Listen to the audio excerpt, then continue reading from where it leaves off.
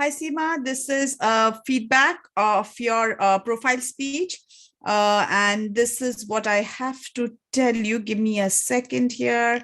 I'm just looking at your rubric. So by this time, you may have you've got your grade and you've got your rubric, and I'm going to give you some feedback, some things that you could do to improve your speech. So this is what I'm going to tell you, Seema. I think your topic was the whole fact about your perseverance and how you didn't let it go, how you moved from learning one language to another language. You talked about Pashto, you talked about Urdu, and you talked about learning, Spanish and English and all the four languages, and how you were able to not only navigate difficult waters, but also understand a way to not sink and to float well. So that's what you did in your speech. So this is what I'm going to tell you. I think the speech had grit, it had substance, and a wonderful story for us, because it kind of showed you as this person who comes from Pakistan and creates a place for herself here through her own hard work, though she had a lot of obstacles.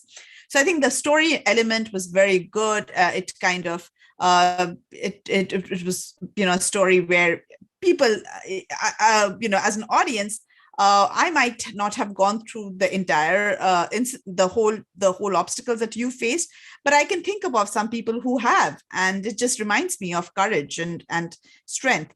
So you were able to the audience was able to identify with you. You created a nice bond with the audience.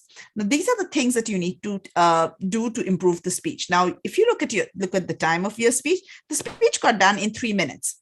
So you need to think about those 2 minutes that you could have used in content. You could have talked a little bit more about maybe something that talks about the whole language learning experience. How did you do it? What did you do to understand the language? Did you just hear people talk? Did you take lessons? What is it that kind of helped you to understand these 4 different languages?